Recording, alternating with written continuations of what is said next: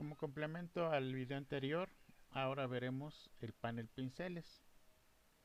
Muy bien, en el video anterior vimos cómo personalizar las formas de pincel o de lápiz para que nosotros pudiésemos tomar casi cualquier imagen de internet y poderla colocar o utilizar como punta personalizada para nuestros pinceles.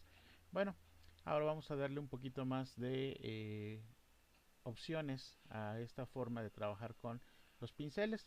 Recuerden, yo estoy utilizando el panel historia para que pueda eliminar la información que tengo en ese momento y dejar nuevamente mi lienzo de trabajo muestra en blanco. Muy bien, bueno, pues como ya vemos, en cada una de las categorías en las que tenemos por default del tipo de forma de pincel, se colocan los pinceles personalizados en la parte inferior. Aquí hay que tener mucho cuidado en lo siguiente, que si en este momento nosotros, al haber colocado nuevas formas de pincel, queremos cargar una nueva categoría de pinceles, por ejemplo regresar nuevamente a los pinceles básicos, recuerden que Photoshop siempre nos preguntará si deseamos sustituir los pinceles actuales por los de la nueva categoría que hemos seleccionado. Si damos clic en el botón OK, se eliminarán los que tenemos acá y se colocarán los de la nueva categoría. Si le damos añadir, se colocarán o se añadirán en la parte inferior los de la nueva categoría, dejándonos mostrados los actuales. Pero si en este momento yo doy clic en el botón OK, como podrán observar, Photoshop detecta que hay nuevos elementos en esta categoría o en este cuadro en este momento de formas de punta de pincel personalizadas. Por eso es que me pregunta Photoshop si deseo guardar los cambios de los pinceles actuales antes de sustituirlos. Ahí Photoshop claramente me está diciendo aguas. Si sustituyes y eliminas estos elementos sin guardarlos, pues perderás los nuevos formas de pincel que has definido en este momento. Por lo tanto, yo tengo que dar clic en el botón de que sí deseo guardar esos cambios o esos nuevos elementos para guardarlos en una nueva categoría. Yo puedo utilizar cualquier ubicación, ya sea una memoria USB, un disco duro portátil o en el escritorio de mi computadora, donde yo quiera, puedo guardar esa nueva categoría para que contenga los nuevos elementos o las nuevas formas de pincel personalizadas que tengo o que quiero yo dar. Vean aquí una ventana normal de guardar archivo en la cual me pide que dé un nombre para los pinceles nuevos que estoy creando. Voy a ponerle por ejemplo mis pinceles y el formato por default que nos da Photoshop es el formato de asterisco.avr, que es el que identifica las categorías de puntas para pincel. Yo lo único que tengo que hacer es dar clic al botón guardar. Obviamente al guardarlo Photoshop me sustituye los nuevos elementos, los nuevos formas de pincel de la categoría que yo haya seleccionado.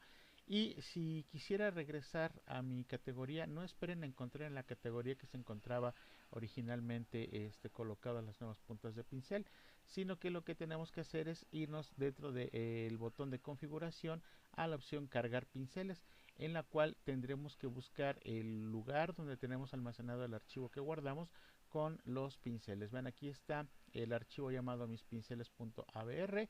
Lo único que tengo que hacer es seleccionarlo y dar clic en el botón cargar para que estos se carguen en la parte inferior, como podemos observar. Bueno, como les había dicho, tenemos aquí nosotros ya algunos pinceles personalizados que hicimos en el video anterior, como podemos observar el del lobo, pero observamos que esta forma de pincel pues tiene ya por default una forma predeterminada de trabajar. Como pueden observar, pues es un pincel que su función es pintar, como lo podemos observar, pero a través del botón de conmutar el panel de pincel, como podemos observar aquí, que se encuentra en la barra de opciones de herramienta de la herramienta pincel, a la derecha de donde seleccionamos nosotros la forma del pincel, podremos obtener en pantalla la ventana de pincel, en la cual, bueno, vamos a observar que tenemos aquí un listado de diferentes categorías en las que podemos configurar diferentes opciones, como vamos a ver a continuación. En el extremo lateral de la derecha tenemos el mapa o cuadro donde aparecerán todas las formas de pincel que estamos trabajando. En este momento obviamente estamos trabajando la del lobo, que es la que tenemos aquí seleccionada, y en la parte inferior, bueno, pues tenemos nuevamente el control del tamaño para que podamos nosotros cambiar el tamaño de la punta de pincel con la que estemos nosotros trabajando. Tenemos las opciones voltear X y voltear Y. En la parte inferior tenemos un cuadro con vista preliminar donde podremos ver los cambios que estamos realizando. Por ejemplo, voltear X, estamos observando que el lobo está viendo hacia la derecha. Bueno, pues con voltear X ahora cambia de posición, viendo hacia la izquierda. Voltear Y, obviamente, gira de manera vertical, poniendo de cabeza la imagen de nuestro lobo, y posteriormente tenemos las secciones de ángulo y redondez, en la cual podemos manipular directamente dentro de los campos con una cantidad que indiquemos introduciéndola desde el teclado o a través del diagrama que tenemos aquí en el extremo lateral de la derecha. Por ejemplo, tenemos ahí la opción de configurar el ángulo y redondez del pincel, que es a través de estos controles, en el cual, como pueden observar, pues estamos girando de manera vertical nuestra imagen del pincel para colocarla con una cierta redondez o inclinación vertical, y tomando la punta de la flecha que aparece en el diagrama configuramos obviamente el ángulo de inclinación que tendrá nuestra imagen. Ok, como pueden observar ustedes aquí.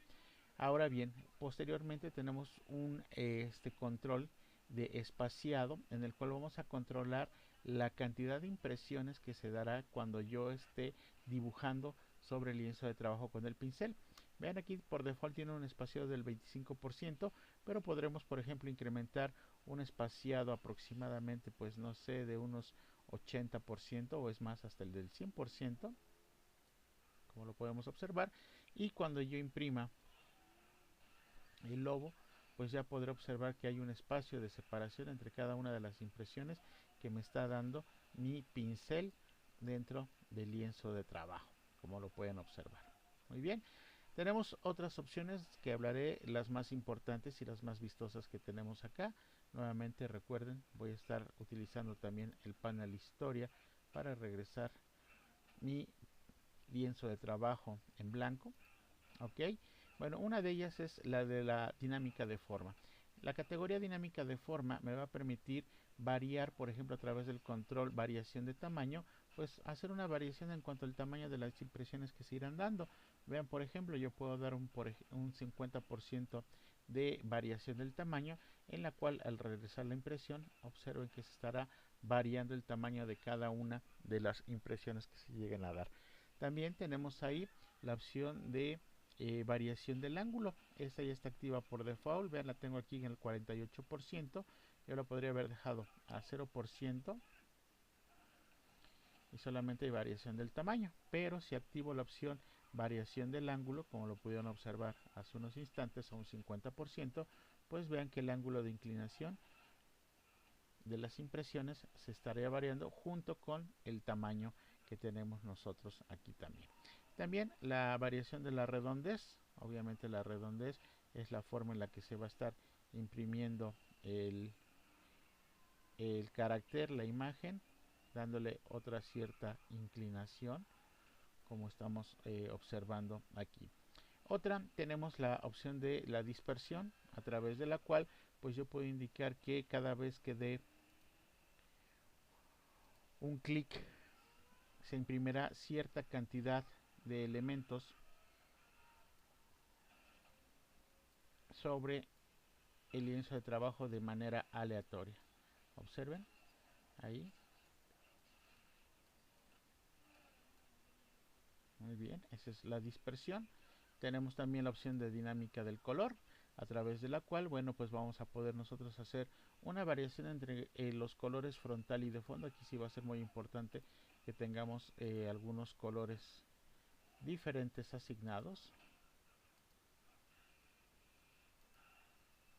Ok, para que podamos nosotros utilizar la variación entre color frontal y de fondo, y que observemos que las impresiones, vean, se están dando las combinaciones de colores diferentes.